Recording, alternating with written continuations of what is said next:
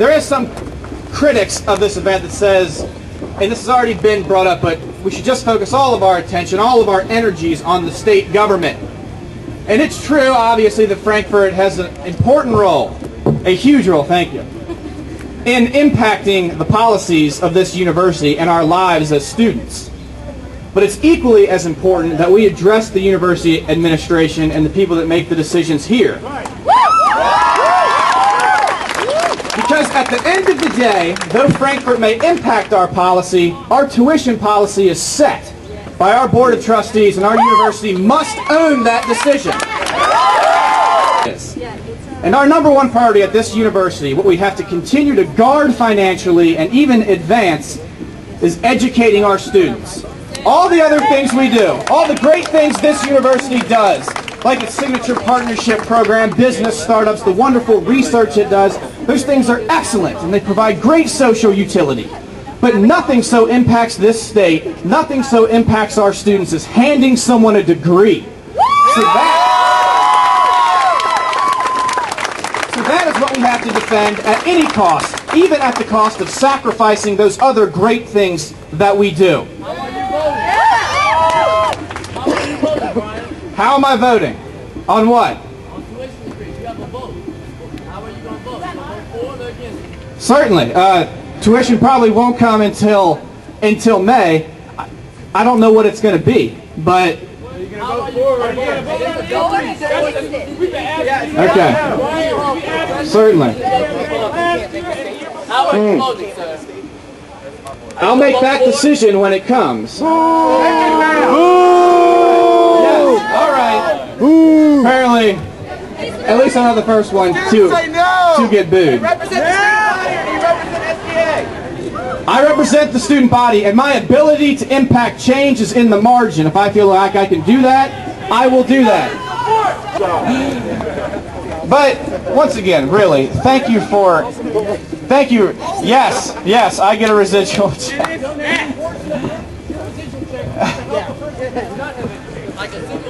So this is the largest interview I've ever participated in. This is certainly a great lesson. I'm sorry, I don't get any more residual checks. I am graduating, but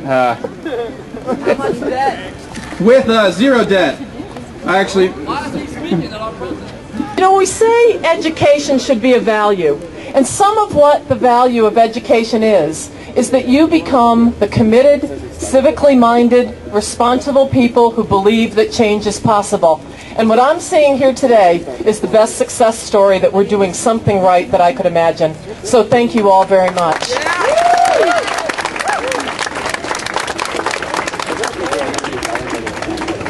You know, these are tough questions and tough decisions. And as I've been listening to you, I would like to come out of this is a place where we could talk. I was quoted earlier saying I wish that you could use channels. That's actually really true. Because if I'm sitting in there thinking about tuition, and you're sitting in the Muhammad Ali Center and the N. Braden Institute and the coffee shops talking about tuition, and we're not talking to each other, it's going to be real easy for me to not know how much you care, and for you to not know how much we're trying to do the best for you that we can. And so one of the things I would like to see as a next step is a way that we can figure out how we can talk to each other and figure the best way to go forward. I guess I just want to say one other thing. When we built our business plan for moving forward, we built that business plan on assumptions of inflationary cost increases. We put in the 5% that people have been quoting, that's the inflation for higher education.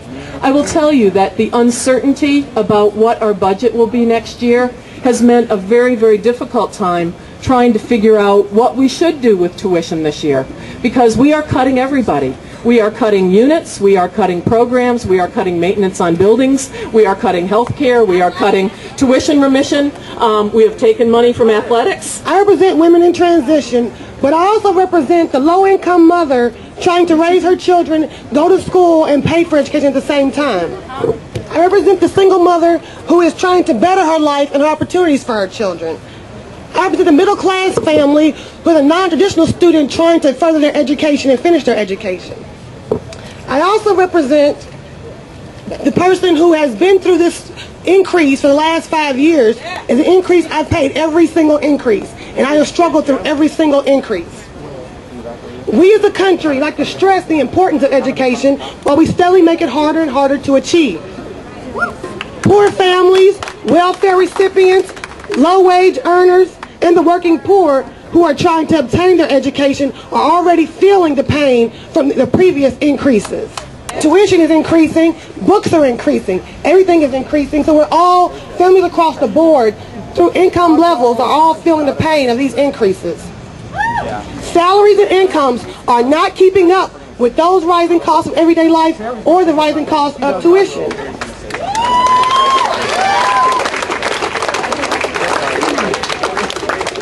People are going further and further into debt, trying to obtain the very thing that's going to keep them out of going into, and that's poverty, and that's education. People are going into debt every day trying to stay out of poverty or get out of poverty by obtaining their education, and we're still making it to where they can't do that.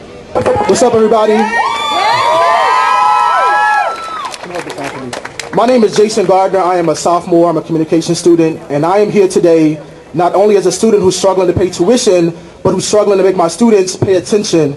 And so we're here today to fight injustice, and I want to call your attention to another urgent matter that is equally important to those of us who are students here. If you all read the Cardinal this week, you all saw a very disparaging article by one Darren McVeigh about the university. It was hate speech. It was about gay students, and just a week ago, it was about black students, it was about women, it was about the need to get rid of programs like Women and Gender Studies, like Pan-African Studies. 2 months ago, he wrote about the plight of the ghetto community ruining Louisville, that the urban black male is somehow ruining the state of America. And so when you talk about injustice, we heard some really passionate words from Attica Scott, from JWJ, we heard something from Kalila, from WIT, and those organizations always work in coalition with other people like the Fairness Campaign. And we recognize that an injustice to one person is an injustice to all people. No justice? No peace. No justice? No peace. I know that's right, as I'm up here in this hot sweater. So, look around.